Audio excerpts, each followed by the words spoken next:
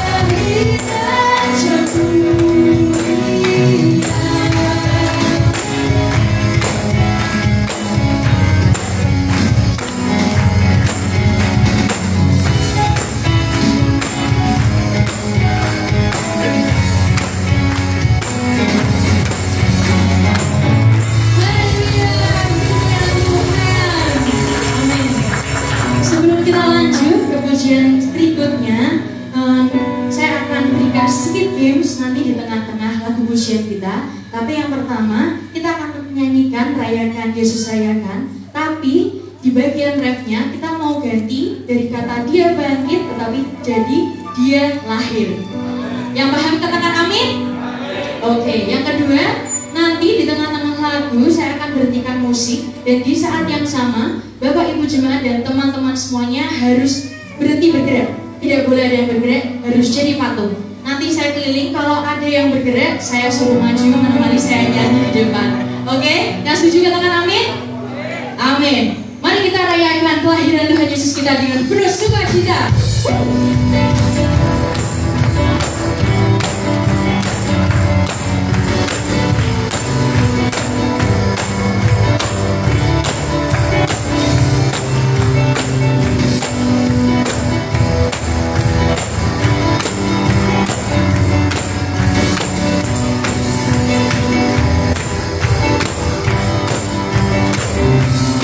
Rayakan Yesus rayakan.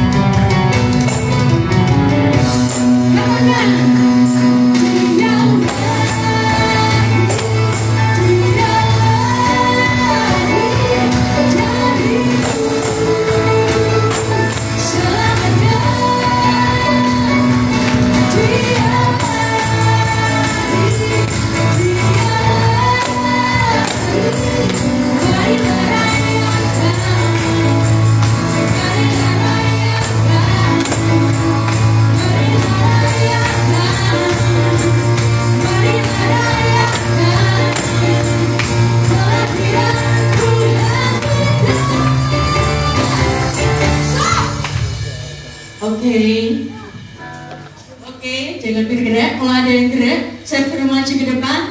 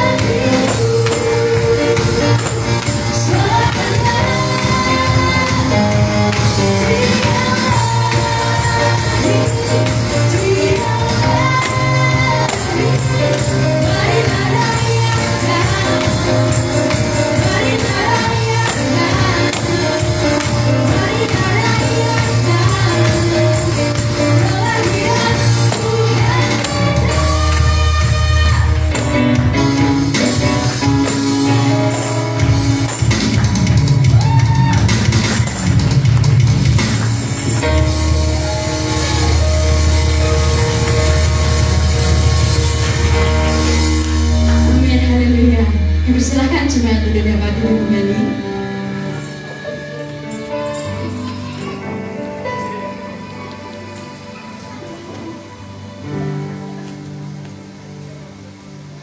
Mari kita siapkan hati kita. Kita mau sejenak bersyukur atas apa yang Tuhan telah berikan kepada kita. Kita bersyukur bahwa kita telah dipilih sebagai umat-Nya. Mari jemaat Tuhan kita sejenak berdiam diri untuk berfokus kepada Tuhan kita pada malam hari ini.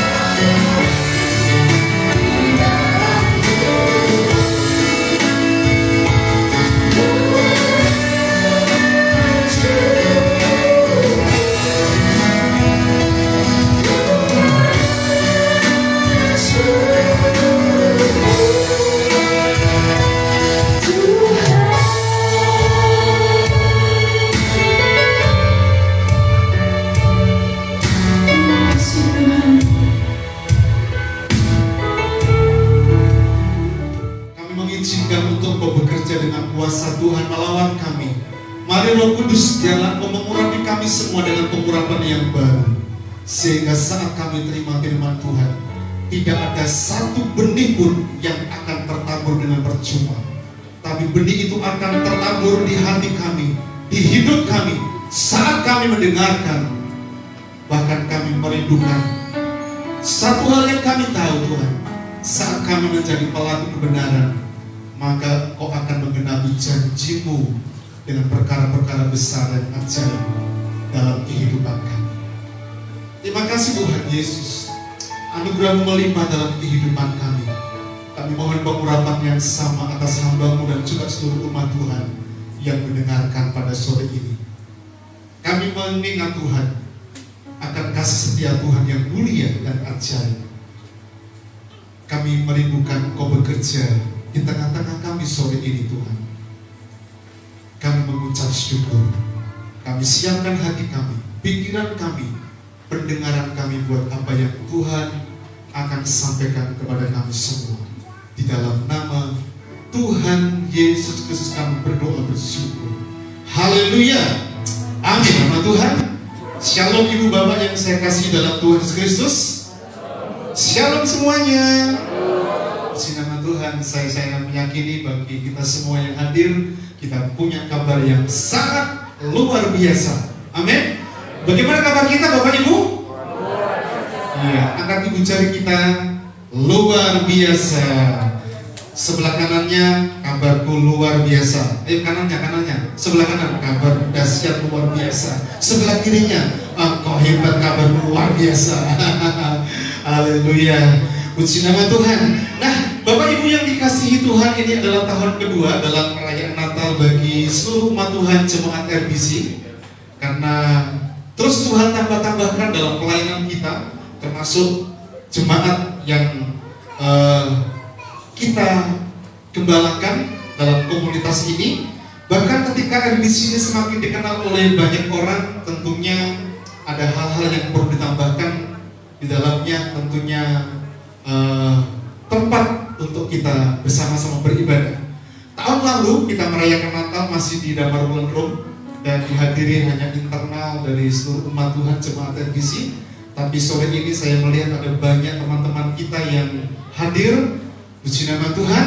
Nah, Bapak Ibu yang dikasihi Tuhan, biarlah ini menjadi semangat dan tekad kita bersama-sama melangkah untuk kita terus maju dalam pengalaman kita, pengiringan kita kepada Tuhan. Amin. Siapa yang siap sore ini diberkati oleh Tuhan? Bisa lambaikan tangan kita. Oke. Kita akan bersama-sama belajar pada sore ini, malam ini, dengan sebuah topik yang saya berjudul kasihnya memulihkan. Judul ini juga pada ibadah minggu yang lalu kita kupas, tapi dalam versi Yohanes pasal 3 ayat 16 sampai dengan yang ke-18. Sore ini kita akan bahas dari kitab Lukas pasal 2 ayat 1 sampai dengan ayat yang ke-20. Kita di awal tidak akan membaca semuanya. Kita akan membaca sampai di ayat yang ke-11. Ya, Bapak Ibu, dari Injil Lukas pasal 2 ayat 1 sampai dengan ayat yang ke-11. Kita akan baca bergantian. Saya ayat 1, Ibu Bapak ayat yang kedua, kemudian seterusnya sampai dengan ayat yang ke-11 yang terakhir nanti kita akan baca bersama-sama. Saya akan memulai lebih dahulu. Bapak Ibu baca dengan teriak, dengan kompak.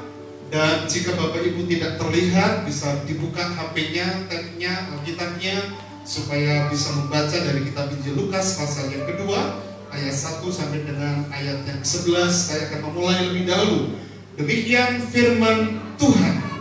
Pada waktu itu Kaisar Augustus mengeluarkan suatu perintah, menyuruh mendaftarkan semua orang di seluruh dunia.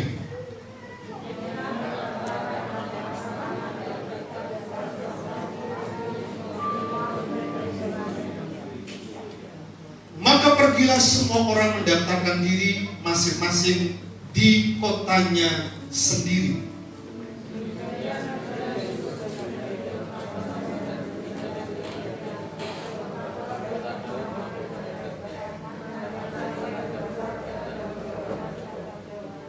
Supaya didaftarkan bersama-sama dengan Maria, tunangannya yang sedang mengandung.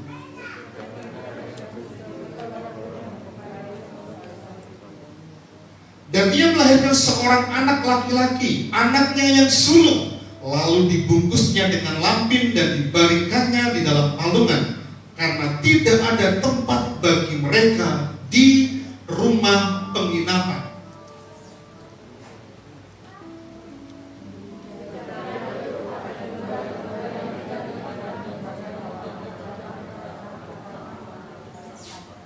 Tiba-tiba berdirilah seorang malaikat Tuhan di dekat mereka, dan kemudian kemuliaan Tuhan bersinar meliputi mereka, dan mereka sangat ketakutan.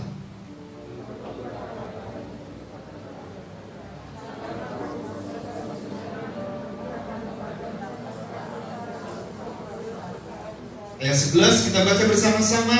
Hari ini telah lahir bagimu Juru Selamat, yaitu Kristus Tuhan di kota Daud. Amin. Puji nama Tuhan. Diberkatilah setiap kita yang selalu membaca, merenungkan, dan melakukan firman Tuhan dalam kehidupan kita. Bapak Ibu yang dikasihi Tuhan, kalau kita bicara tentang kasih-Nya yang memulihkan, maka sesungguhnya dari sejak awal ketika Tuhan membuat rencana dalam kehidupan manusia, tidak ada satupun yang gagal dalam kehidupan manusia, karena rencana Allah itu sempurna, rencana Allah itu ajaib, rencana Allah itu dahsyat. Dan di tengah-tengah rencananya, maka ada sesuatu yang menarik yang perlu kita perhatikan dalam kehidupan ini. Dia memberikan yang terutama dalam kehidupan kita sebagai umat yang dikasihi Tuhan adalah kasih-Nya. Dan kalau kita bicara tentang kasih, maka sesungguhnya dari awal ketika mengenal Kristus sebagai Tuhan dan Juru Selamat kita, maka sebetulnya kita sudah dapat merasakan bagaimana kasih dalam kehidupan kita. Dari sejak ketika kita mengenal Kristus dan kita menjadikan Tuhan sebagai Juru Selamat kita, dalam perjalanan kita menikmati kasih, kita menikmati pertolongan Tuhan, kita menikmati segala hal yang baik. Dan itu dikerjakan oleh Kristus Yesus yang punya planning dahsyat dalam kehidupan kita. Namun di tengah perjalanan umat Tuhan, orang percaya, tidak semudah apa yang menjadi harapan, tidak semudah apa yang menjadi impian dalam kehidupannya. Sama seperti Adam dan Hawa ketika Tuhan menempatkan mereka di Taman Eden. Semua yang ada di taman ini boleh kamu makan, boleh kamu nikmati semuanya. Tetapi ada satu yang tidak boleh. Kamu tidak boleh makan dari pohon pengetahuan baik dan jahat. Perintah itu ditangkap oleh kuasa kegelapan dan kemudian dijadikan sebagai tempat di mana untuk meragukan firman itu yang telah ditanamkan kepada manusia, yaitu Adam dan Hawa. Mengapa demikian? Karena ketika perintah itu dipelintir dan kemudian manusia itu menjadi ragu-ragu, mereka jatuh dalam dosa yang tadinya perintah itu ketat untuk mereka taati, tapi mereka mengambil buah itu dan makan, sehingga apa? Mereka jatuh dalam dosa. Dan ketika mereka jatuh dalam dosa, ada banyak hal yang Tuhan lakukan dalam kehidupan manusia. Dia buat sesuatu dengan hukum Taurat, dia kirim nabi-nabinya, nabi besar, nabi kecil, semuanya tujuannya cuma satu, untuk mengembalikan milik Allah, umat kepunyaan Tuhan, orang yang percaya kepadanya kembali mengenal Sang Juru Selamat.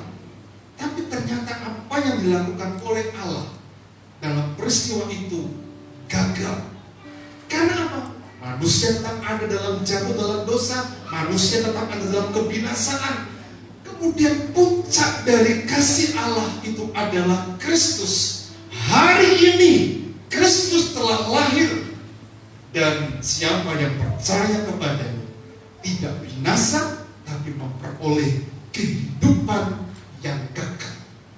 Ini yang saya maksud dengan memulihkan.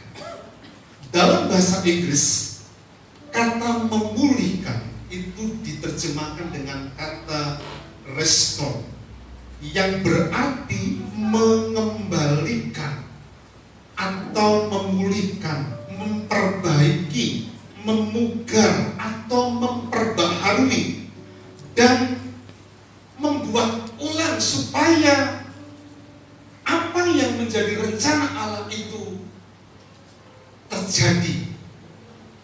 Ini tidak berarti bahwa sesuatu yang diciptakan oleh Allah kemudian baru, enggak. Tetapi apa yang baru, apa yang telah dinodai oleh dosa tadi itu, dari keadaan yang lama dikembalikan kepada posisi, kepada hubungan yang semula, kepada kasih yang memang Adam dan Hawa itu nikmati ketika mereka belum jatuh dalam dosa. Tapi ternyata tidak semua orang menanggapi akan hal itu, sehingga ada banyak orang-orang yang tidak mengalami pemulihan yang sesungguhnya. Bapak Ibu yang dikasihi Tuhan, mungkin gambar ini akan menolong kita bagaimana sebetulnya Allah itu memulihkan kehidupan seseorang.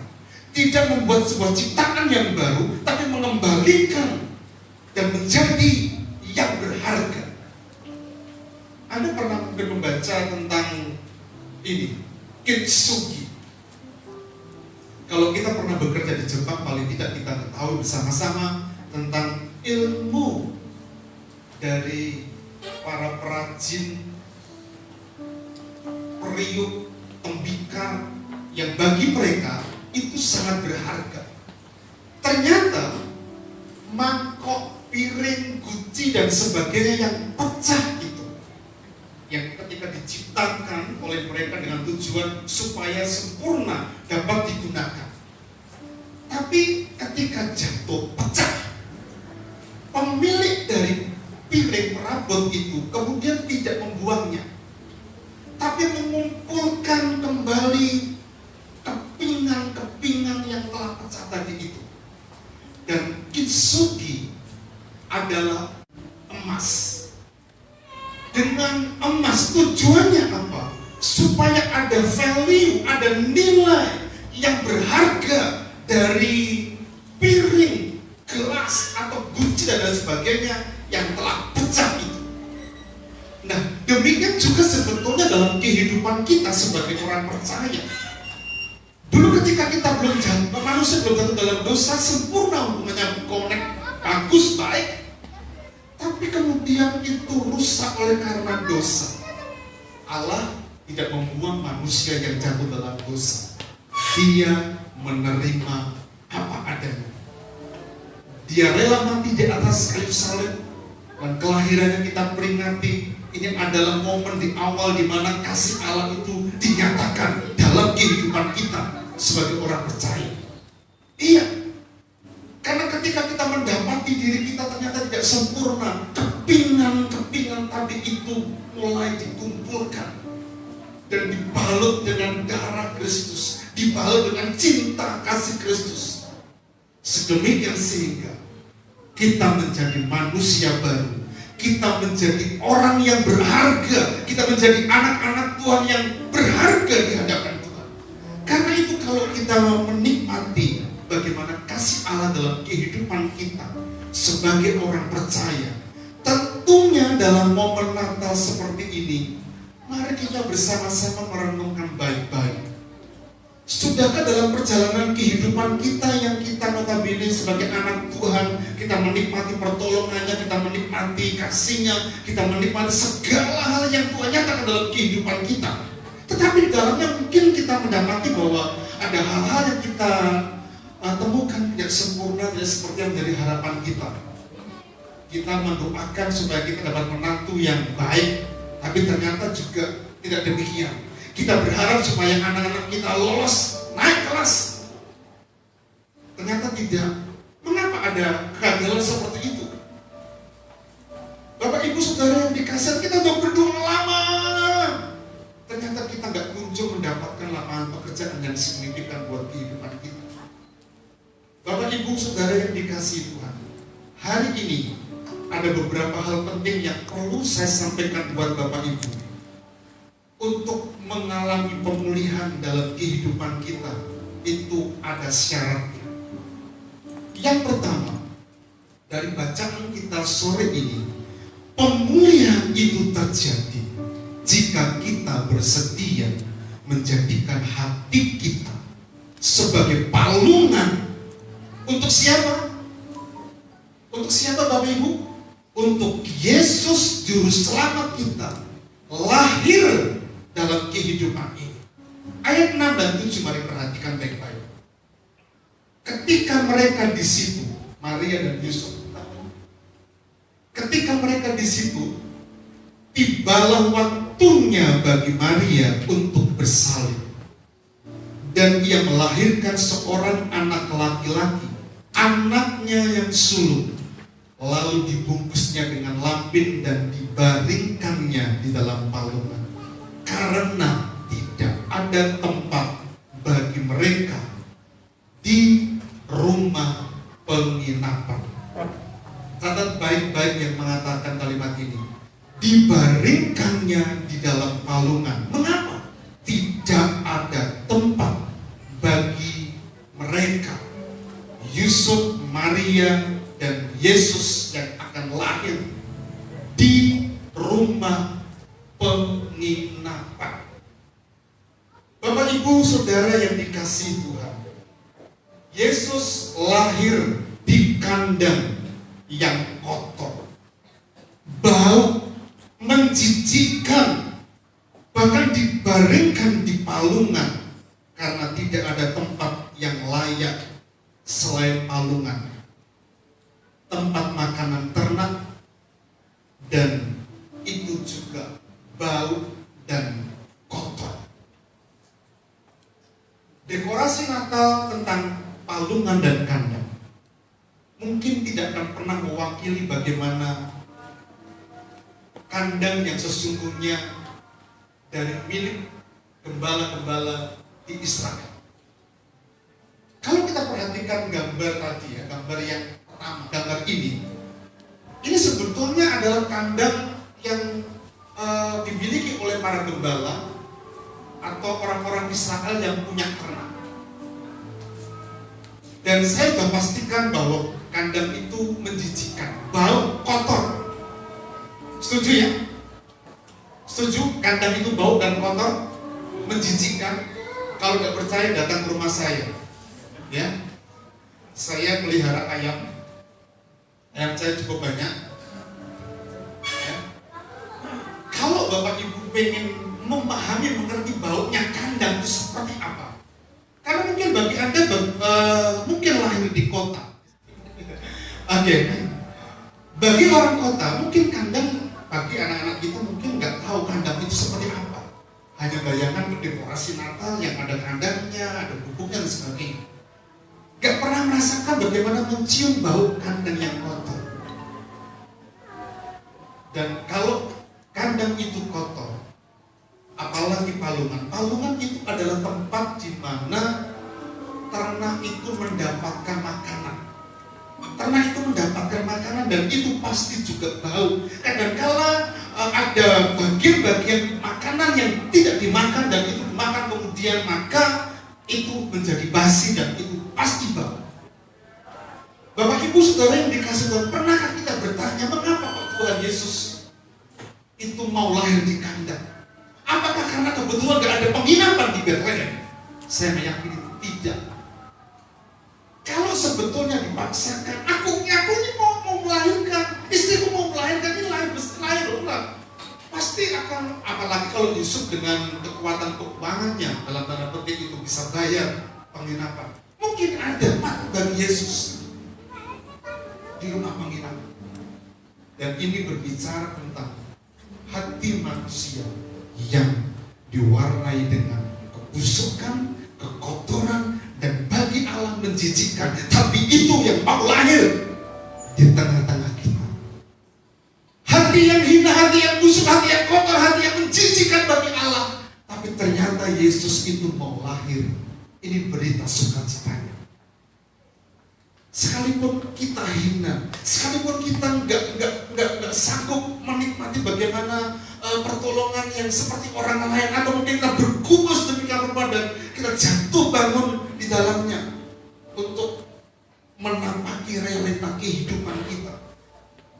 Yang jelas di tengah-tengah keberdosaan, keburukan kita sekali, Tuhan tetap terima kita apa adanya.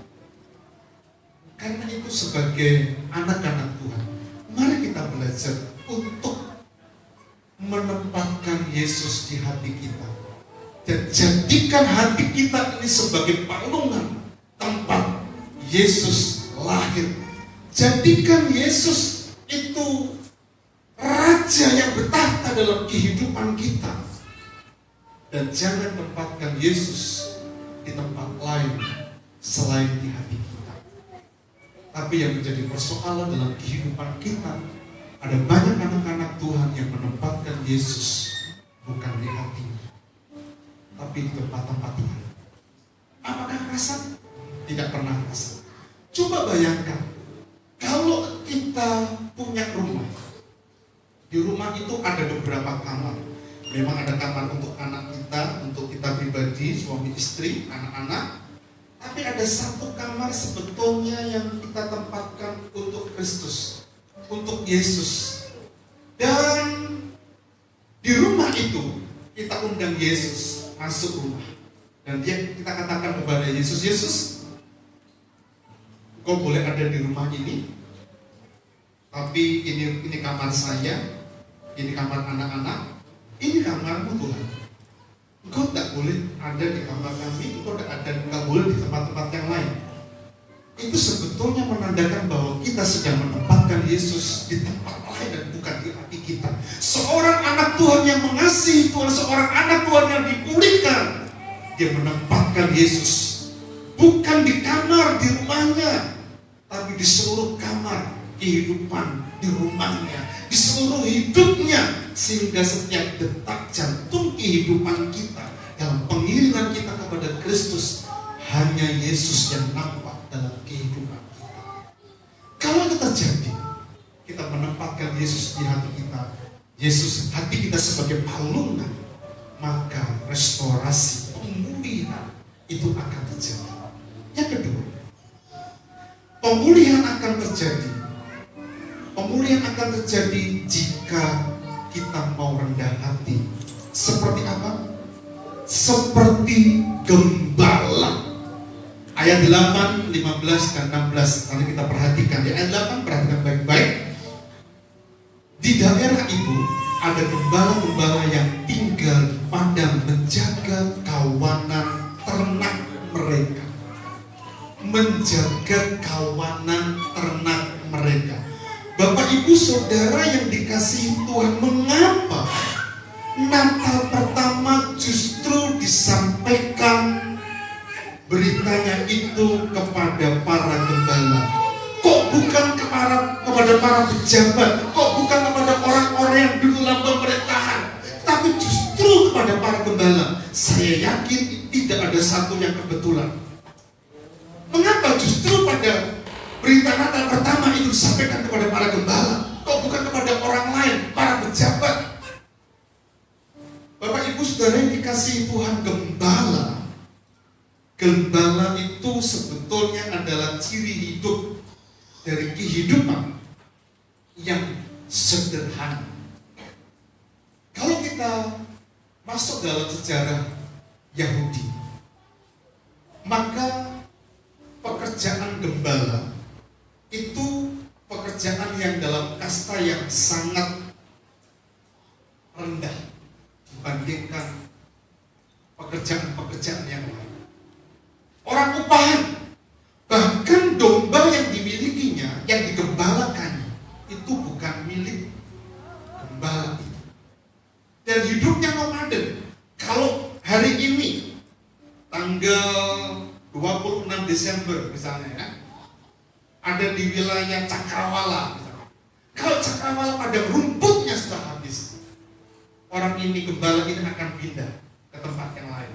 Kalau di tempat ini sudah habis, akan pindah lagi, akan pindah. Dan itu nomaden. Dan orang nomaden meninggalkan rumahnya, meninggalkan keluarganya. Untuk apa? Untuk gembala, supaya mengerjakan pekerjaan, mendapatkan upah. Itu pekerjaan yang sederhana, pekerjaan yang sebetulnya tidak masuk hitungan bagi kebanyakan orang.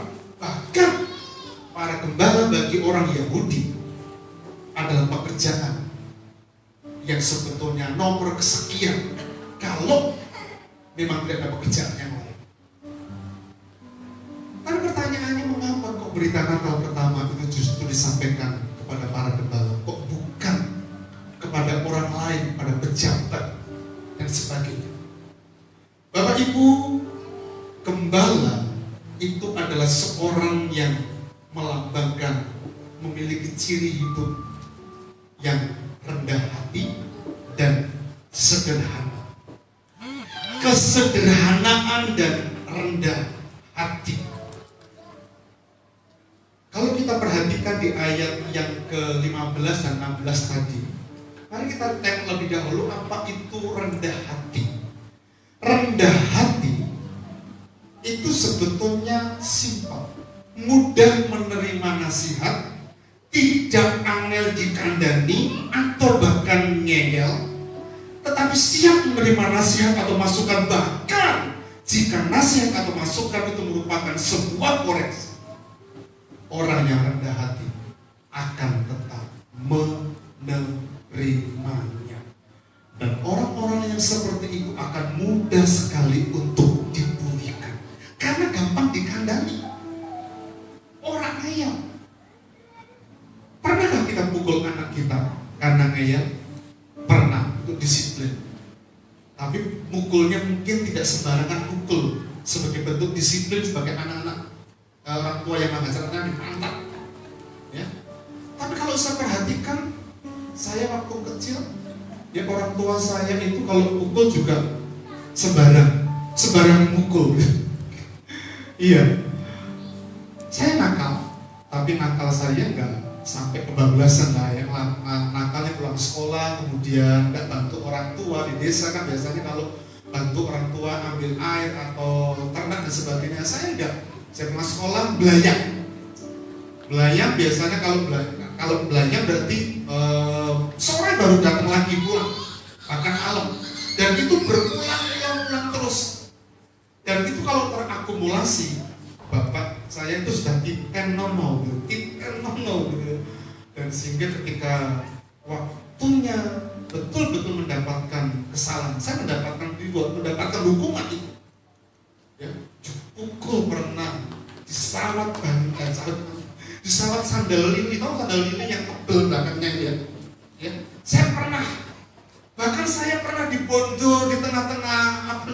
kelar rumah itu sampai ke puyung-puyung. Karena apa? Nakal. Angel dikandani. Orang-orang seperti itu kalau tidak ketemu Kristus dan membuka hatinya, tidak akan pernah mendapatkan pemulihan dalam kehidupannya. Tapi orang yang mudah dinasihati, menerima nasihat, tidak ngeyel, gampang dikandani, bahkan apa yang disampaikan itu sebuah koreksi, dia akan menerima dengan rendah hati, sekalipun posisi kedudukan itu orang yang menasihati, yang ngomong dengan kita itu adalah bawaan kita, anak buah kita, tapi kita bisa menerima dengan baik oleh karena kita adalah orang yang rendah. Bapak Ibu Saudara yang dikasihi Tuhan, gembala ini adalah orang yang betul-betul rendah hati. Perhatikan baik-baik ayat 15. Setelah malaikat-malaikat itu meninggalkan mereka dan kembali ke surga, gembala-gembala itu berkata seorang kepada yang lain, ayo mari kita pergi ke Betlehem untuk melihat apa yang terjadi di sana, seperti yang diberitahukan Tuhan kepada kita. Bisa enggak gembala ngomong? Nanti dulu, tunda dulu, kita belum kasih makan ternak kita. Oh bisa. Tapi ternyata ayat 16, lalu mereka cepat-cepat berangkat dan menjumpai Maria dan Yusuf dan bayi itu yang sedang berbaring di palungan. Cepat-cepat diberitahukan, tidak kemudian menunda. Bapak Ibu Saudara yang dikasihi Tuhan, ciri orang yang berhasil tidak pernah menunda. Ya. Kemarin malam, seusai latihan, seusai setting sound system dan dekorasi dengan teman-teman, Tata nggak ikut di sini karena memang dari sejak sore ternyata dia itu menunggu tukang rosok yang datang untuk ambil rosokan di rumahnya Nata. Ternyata jintainya nggak teko-teko sampai jam 8. Sampai pemilik rumah Pak Steve dan Ci Ina dan kemudian Nata itu kan sempat ke Getsemani, balik lagi tukang rosoknya belum teko. Ternyata datangnya 8:30. Dan itu sudah malam. Saya memang sengaja untuk dari tempat ini jumpai Nathan supaya saya bersemangat, akan candi begitu ya, supaya dia semangat. Ternyata nggak teko-teko. Dan itu sebetulnya kesempatan. Bisa nggak Nathan menunda besok? Bisa, tapi ternyata enggak. Dia lakukan malam itu. Karena itu Bapak Ibu bisa tangkap baik-baik. Jangan pernah menunda. Apalagi kalau kesempatan itu adalah kairos yang Tuhan kasih buat kehidupan kita. Kalau kairos kita nggak cepat-cepat lakukan itu, kita kan nggak pernah menjadi orang yang berhasil seluruh kehidupan kita. Tapi kalau kairos itu kita tangkap dan kita masuk di situ dan kita tahu bahwa itu adalah waktunya Tuhan untuk kita, maka kita akan menjadi orang yang sungguh-sungguh diberkati oleh Tuhan. Karena kairos secara kesempatan tentang waktu dalam pernikahan, dalam pekerjaan, studi kita dan semua hal kita harus tangkap baik-baik. Bapak Ibu yang dikasihi Tuhan, yang ketiga, pemulihan itu akan terjadi jika kita dapat berespon benar. Amin. Jika kita dapat berespon benar. Kembali kepada gembala ini, ayat 9 dan 11. Ya, mari kita akan perhatikan. Ayat 9 sampai dengan ayat yang ke-11, tiba-tiba berdirilah seorang malaikat Tuhan itu di dekat mereka dan kemuliaan Tuhan, perhatikan baik-baik, bersinar meliputi mereka dan mereka sangat ketakutan.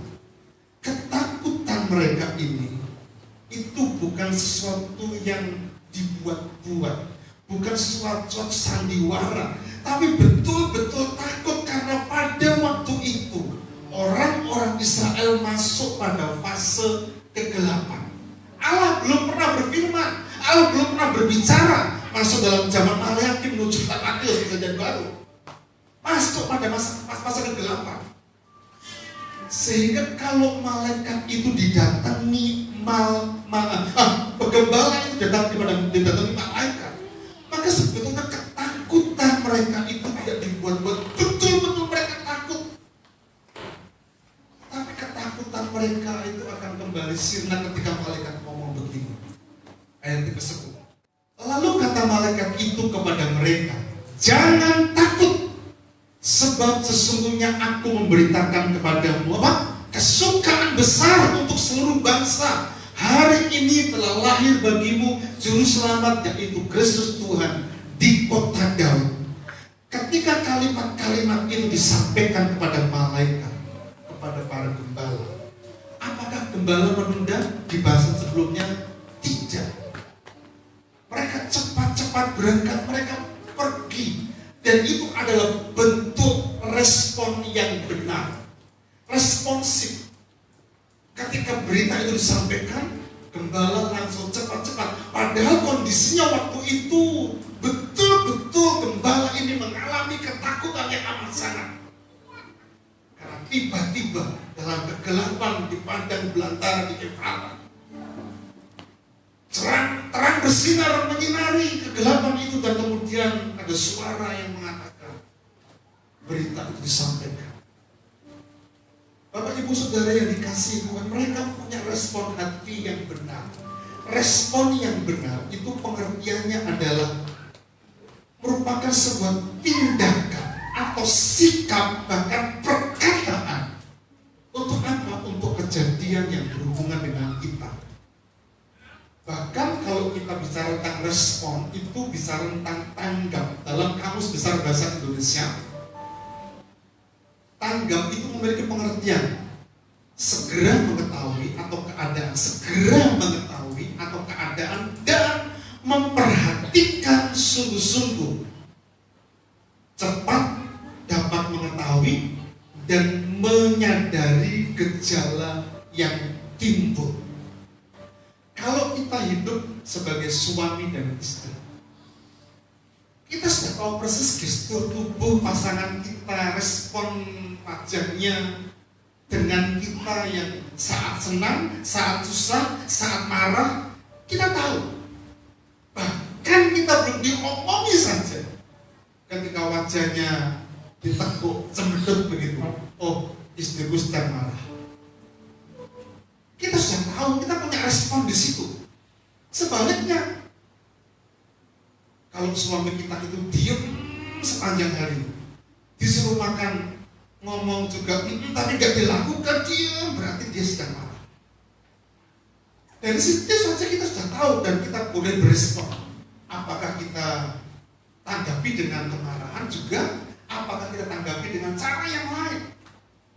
Nah, Bapak Ibu Saudara yang dikasihi Tuhan, itu respon. Nah, kalau bicara tentang respon, ada dua contoh yang saya mau sampaikan. Di Perjanjian Lama itu ada Daud dan Saul. Di Perjanjian Baru ada Petrus dan Yudas.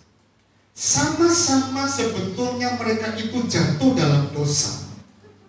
Tapi ternyata yang membedakan adalah karena mereka punya respon yang berbeda, sehingga mereka memiliki satu keberbedaan. Daud dipulihkan, tetapi Saul tidak dipulihkan. Petrus dipulihkan, tetapi Yudas tidak dipulihkan. Perhatikan baik-baik. Ada dua hal yang pernah dilakukan oleh Daud dan itu sangat fatal. Yang pertama adalah dosa perzinahan, dan yang kedua adalah dosa bagaimana ketika Daud itu sudah jaya dan semua kekayaannya dihitung, dan ketika yang pertama dia ditegur oleh Nabi Nathan karena perzinahan dengan Batseba, apakah Daud sebagai raja dengan otoritasnya bohong kamu? Enggak, saya tidak melakukan itu. Dia enggak. Karena yang berbicara itu adalah hamba Tuhan, yang berbicara itu adalah utusan Tuhan. Maka dia katakan, aku mengaku berdosa. Dan Daud memang terima konsekuensinya, tapi dia terima, dia mengakui. Dan Mazmur 51 pasal, ya Mazmur 51 itu bentuk bagaimana pengakuan Daud, bagaimana dia mengaku di hadapan Tuhan karena kesalahannya. Yang kedua, ketika dia dalam masa kejayaannya, semuanya keadaan aman, Yoab disuruh menghitung rakyatnya, disuruh menghitung kekayaannya, disuruh menghitung semuanya. Tapi Yoab memperingatkan, jangan, itu kejahatan bagi hadapan Tuhan. Tapi ternyata Daud juga mau dengar apa kata Yoab, lakukan itu karena itu perintah dari raja, dan kemudian Yoab melakukannya. Dan di hadapan Tuhan, dosa itu menjijikkan. Karena Daud jatuh dalam kesombongan. Kemudian kalau kita mungkin menghitung itu perasaan Daud, oh bangga, ini kan karena aku. Tapi semua yang dilakukan dari sejak ketika Daud dipanggil Tuhan, diresmikan dalam legitimasi surga oleh Samuel, sampai kemudian di hari tuanya semua kekayaan kerajaan menjadi miliknya yang besar, itu sebetulnya semuanya karena Tuhan.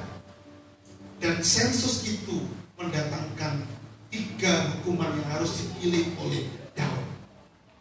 Yang pertama, dalam 3 tahun kamu akan menghadapi perang dan dikejar-kejar musuh. Dalam 3 bulan kamu akan menghadapi sengsara. Dalam 3 hari kamu akan mendapati penyakit sampah. Tapi yang menarik adalah apa yang dikatakan oleh Daud, biarlah aku jatuh ke tangan Tuhan, bukan ke tangan manusia. Ketika Nabi Gad datang menegur dia, itu artinya apa? Dia punya respon yang benar. Akibatnya apa? Dia dipulihkan. Berbeda dengan Saul. Saul tidak pernah mengalami pemulihan. Ada satu saja sebetulnya kesalahan fatal dari Saul. Awal muasalnya mengapa dia ditolak oleh Allah menjadi raja. Tuhan itu menyuruh Samuel untuk sampaikan berita kepada Saul, kamu harus menghadapi Amalek dan semua orang-orang Amalek penduduknya kamu habisi, ternaknya juga. Tapi ternyata Saul itu membawa Raja Agag dan ternak-ternak yang terbaik.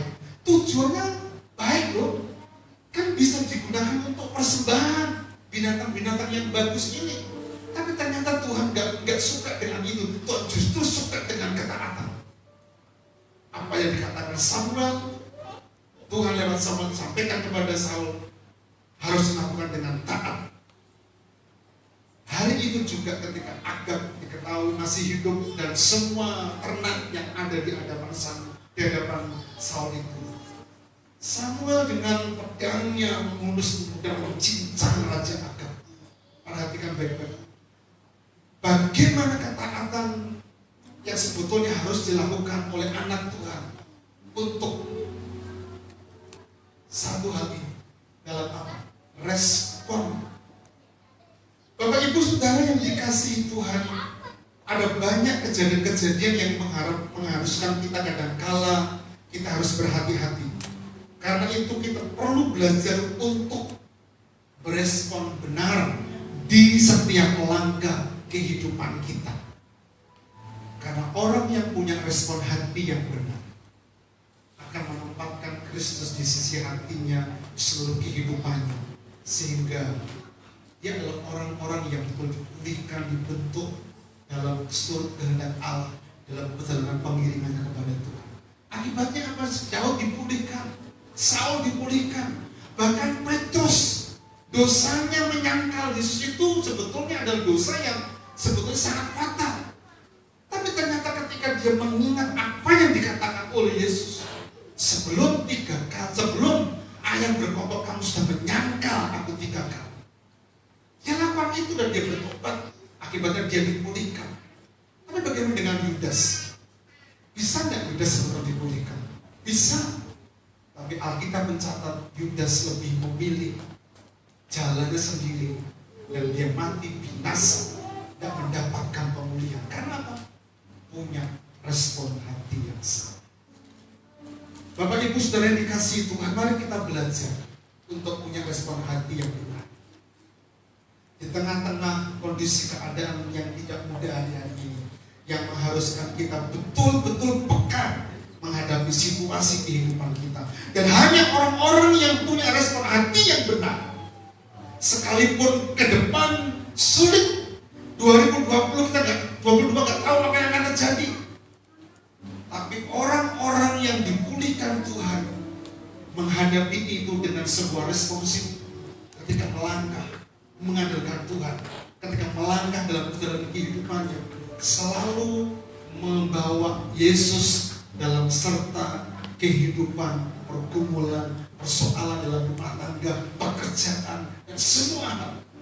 Sehingga ketika menghadapi situasi yang tidak mudah sekalipun, orang-orang itu dapat punya respon hati yang benar, sehingga pemulihan akan terjadi di tempat.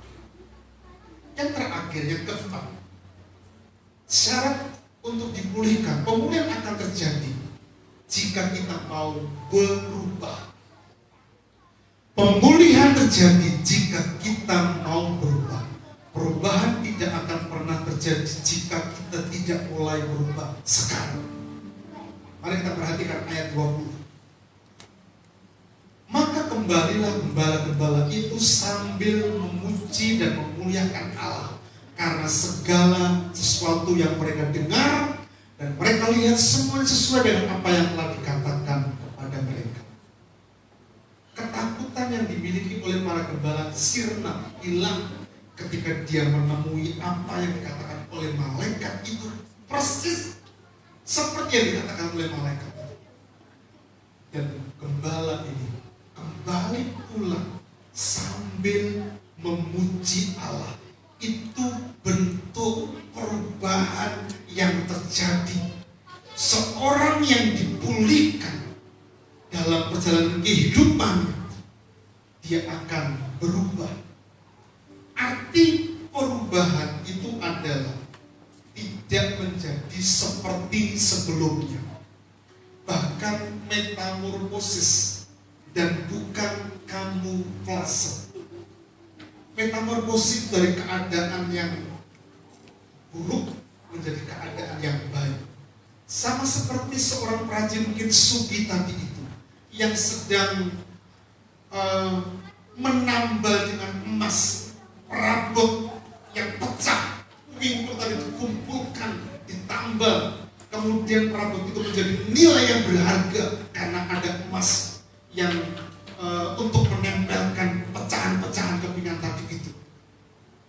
Dan itu bentuk perubahan yang signifikan yang terjadi, yang harusnya kita miliki dalam kehidupan kita sebagai anak-anak Tuhan. Tapi orang percaya hari-hari ini perlu belajar, karena perubahan yang terjadi bukannya perubahan yang baik, tapi justru perubahan yang negatif. Orang yang dipulihkan akan mengalami perubahan, metamorfosis, dan bukan kamuflase. Kamuflase itu sama seperti istilah ular beludak yang disampaikan oleh Yohanes Pembaptis kepada orang-orang Farisi dan ahli Taurat. Mereka bisa berada di tengah-tengah kerumunan, ya. Bahkan kamuflase itu bahasa aslinya seperti ini, bumplong gitu ya. Di tempat yang A dia bisa sama, kemudian di tempat yang lain juga bisa sama. Dan itu yang terjadi. Tapi anak-anak Tuhan, orang yang dirubah, perubahan telah terjadi karena pemulihan itu, akan mengalami perubahan. Mari kita bertanya dalam hati kita, kalau Yesus sudah kita miliki, kasih-Nya memulihkan dalam kehidupan kita, adakah perubahan yang terjadi dalam kehidupan kita? Dengan hidup kita, pelayanan kita, pekerjaan kita, studi kita, rumah tangga kita, hidup kita pribadi sudah mengalami perubahan-perubahan yang terjadi dalam kehidupan kita. Atau sebaliknya, kita perlu didoakan supaya kita betul-betul mengalami perubahan. Seorang yang dipulihkan hidupnya, dia akan bersedia kapanpun waktunya berubah. Perubahan akan terjadi. Perubahan tidak akan pernah terjadi sebelum perubahan itu dimulai. Kapan waktu? Sekarang. Kalau bicara tentang perubahan, semuanya, entah itu pekerjaan kita, rumah tangga kita, karakter kita yang kita miliki.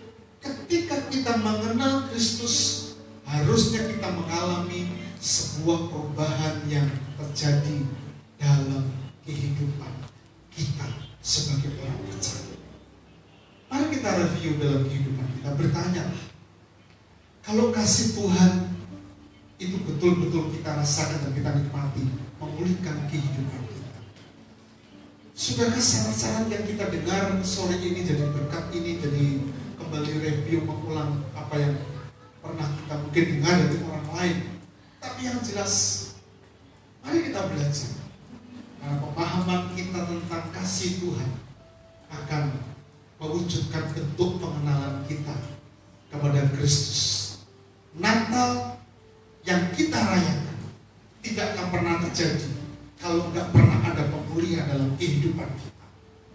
Natal tidak akan pernah terjadi dalam kehidupan kita kalau kita nggak menempatkan Yesus di hati kita sehingga pemulihan itu terjadi. Nah, Natal tidak akan pernah terjadi kalau kita nggak pernah mengalami perubahan dalam kehidupan kita. Sikap rendah hati, respon yang benar. Dan itu bentuk perubahan-perubahan yang akan memampukan kita untuk kita menikmati berkat Tuhan. Amin. Mari kita datang kepada Tuhan. Seperti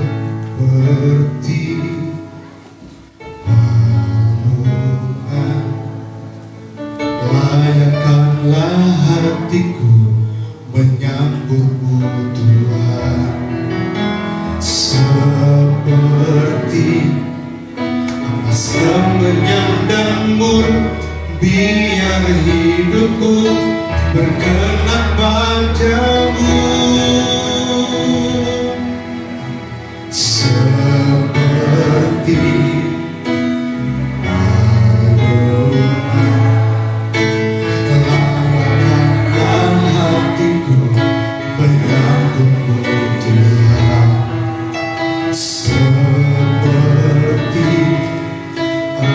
menyandangmu, biar hidupku berkenan padamu.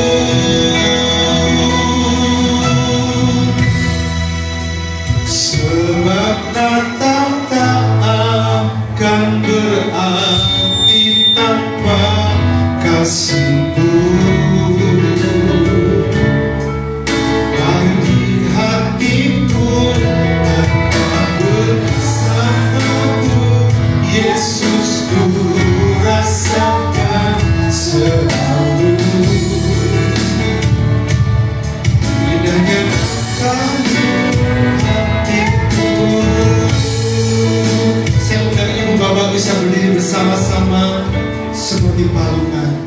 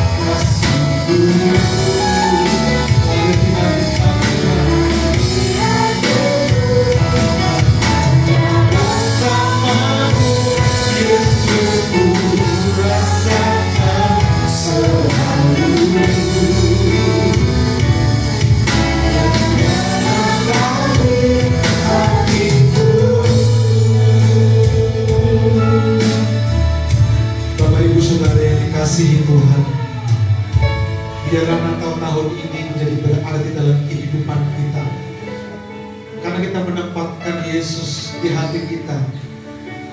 sebagai bentuk kesediaan kita mengenal dan mengalami perubahan-perubahan hidup selanjutnya. Karena kasih Kristus yang dinyatakan dalam kehidupan kita adalah bentuk di mana cintanya yang sangat luar biasa. Dia akan pulihkan, dia terima kita apa adanya dengan kasih, dengan totalitas kasih tanpa syarat. Mari kita izinkan untuk Kristus bertahta di hidup kita sebagai Raja, sehingga perjalanan kehidupan kita tidak akan pernah mengalami pasang surut, jatuh bangun, tapi akan mengalami kondisi yang sungguh-sungguh diberkati oleh Tuhan. Pemulihan demi pemulihan akan terjadi saat kita menempatkan Kristus, karena Yesus mengasihi kita orang-orang berdosa. Kami mau Tuhan Yesus, kami mau meresponi firman-Mu malam ini, sehingga firman itu akan tumbuh di hidup kami sebagai bentuk kasih yang terus berbicara di hati kami. Engkau firman yang telah menjadi manusia, dan firman yang menjadi manusia itu kami peringati kelahirannya hari ini. Bapa, kami mau Engkau terus bertahta di hidup kami, di rumah tangga kami, di pekerjaan kami, dan seluruh ekstensi kehidupan kami, Tuhan. Sehingga pengenalan kami kepada Engkau bukan apa kata orang lain, tapi kami mengalami secara pribadi dengan Engkau. Kali itu bekerja dengan kuasa Tuhan di hidup kami. Terpujilah firman-Mu, terpujilah Engkau yang hidup. Berkati firman-Mu yang telah kami dengar pada malam ini. Di dalam nama Tuhan kami berdoa bersyukur. Haleluya. Amin. Silakan duduk Bapak Ibu. Mari jemaat Tuhan, kita persiapkan diri kita akan memasuki candle night pada malam hari ini.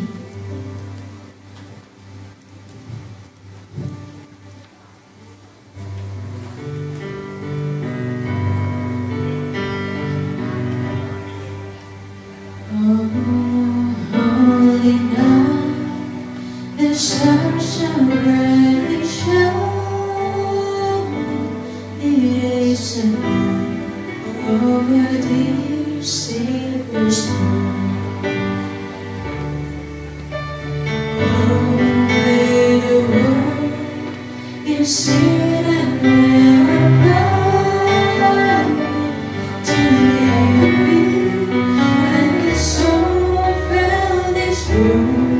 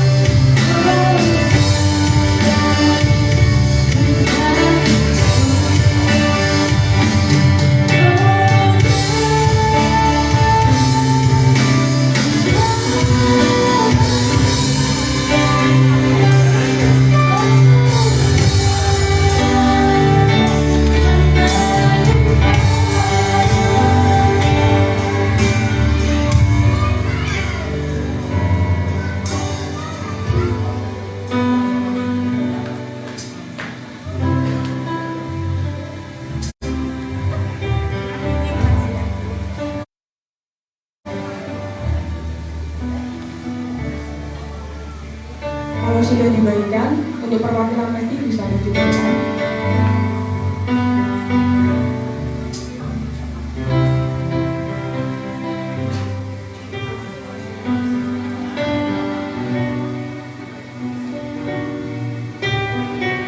Bapak Kristiono, perwakilan Medi sudah dipanggil, bisa maju ke depan dari Februari sini.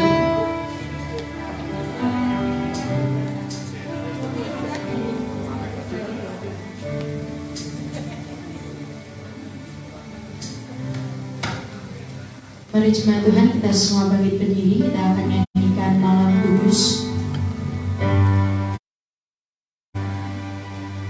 Malam Kudus,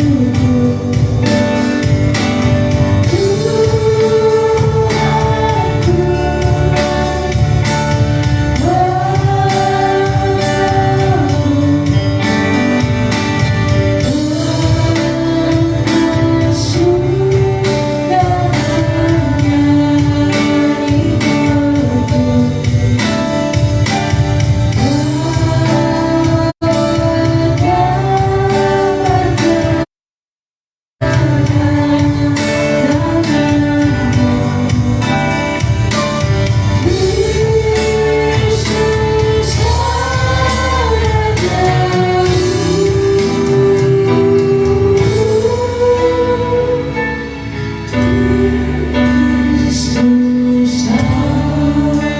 senang, dipersilakan Ibu Mei ke depan memimpin doa syafaat pada malam hari ini.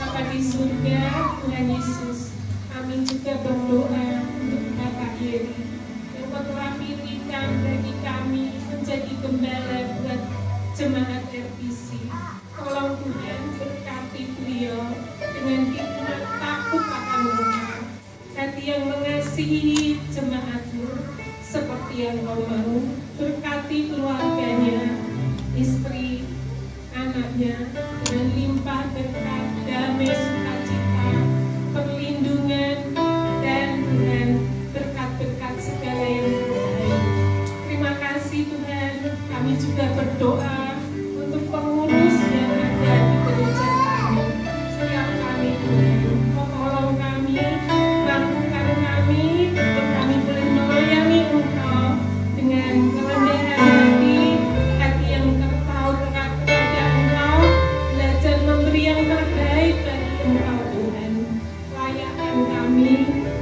kuduskan kami, biar setiap pelayanan kami berkenan di hadapan-Mu. Kami juga berdoa ya Bapa, kami mengucap syukur untuk tanah Semarang Indah.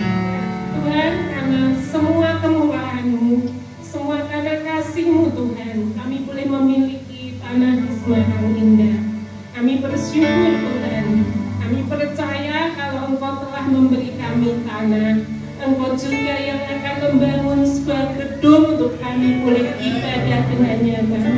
Tiada yang mustahil bagi Engkau.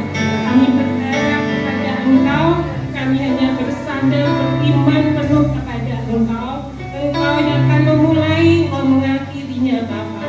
Engkau yang mencukupkan, menyediakan semua yang kami perlukan. Kami juga berdoa untuk panitia pembangunannya sudah dibentuk. Tuhan Yesus, pakai mereka, mampukan mereka, beri hikmat, pengetahuan, beri kesatuan hati dan hati yang takut akan Engkau, hingga mereka boleh bekerja maksimal dan boleh memuliakan Engkau. Mereka boleh memiliki kesatuan hati, dan Tuhan, Engkau yang bekerja memakai mereka semuanya. Kami berdoa juga Tuhan untuk setiap jemaat-Mu di tempat ini. Berkati kami semua Bapa, berkati dengan keluarga kami, kesehatan kami, pekerjaan kami, karena kami pun rindu setiap kami Bapa terlibat dalam pelayanan di gereja kami, di pembangunan gereja kami, untuk kami boleh belajar memberi Bapa, baik waktu kami, keuangan kami, pemikiran kami, seluruh keberadaan hidup kami, untuk kami boleh belajar melayani Engkau, saling merendah hati, kami boleh Tuhan memuliakan Engkau. Gereja RBC milik-Mu Tuhan, Engkau yang membentuk sampai hari ini, dan Engkau yang akan memberkati setiap kami Bapa, untuk kami boleh benar-benar bertumbuh di dalam Engkau. Saat yang indah Bapa, kami teringat dan kami berdoa untuk negeri kami Indonesia. Bapa, berkati negeri kami, beri damai sejahtera-Mu Tuhan, beri kemakmuran, beri keamanan, keadilan, di mana Engkau yang berdaulat sepenuhnya. Pakai para pemimpin yang ada Bapa, untuk mereka boleh memerintah dengan hati dan takut akan Engkau, hikmat dari Engkau, hingga memerintah dengan baik Bapa. Terima kasih Tuhan. Pujian, sembah, sujud hamba kami serahkan, kami panjatkan doa kami hanya di dalam nama Tuhan Yesus Kristus. Haleluya, amin.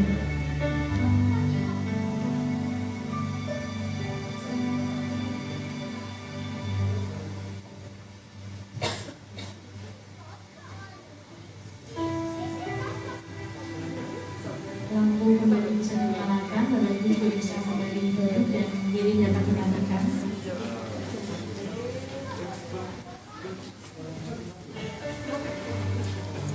Berdiri sama-sama, kita akan datang kepada Tuhan. Bapa di surga, hati kami melimpah dengan ucapan syukur untuk berkat Tuhan yang istimewa dalam perjalanan kehidupan kami.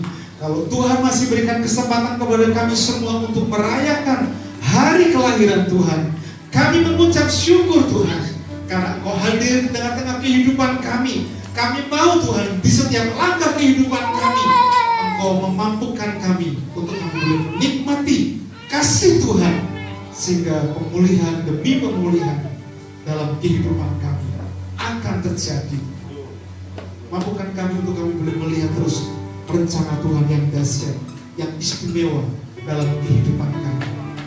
Berkati pengurus RBC, berkati jemaat-Mu, berkati mereka semua Tuhan. Bahkan kami berdoa untuk umat-Mu, jemaat yang Engkau kasih, yang hadir dalam ibadah perayaan Natal pada malam ini. Ketika mereka datang membawa pergumulan, persoalan, biarlah sukacita Natal itu menjadi milik mereka, dan damai sejahtera Natal itu menjadi milik mereka semua.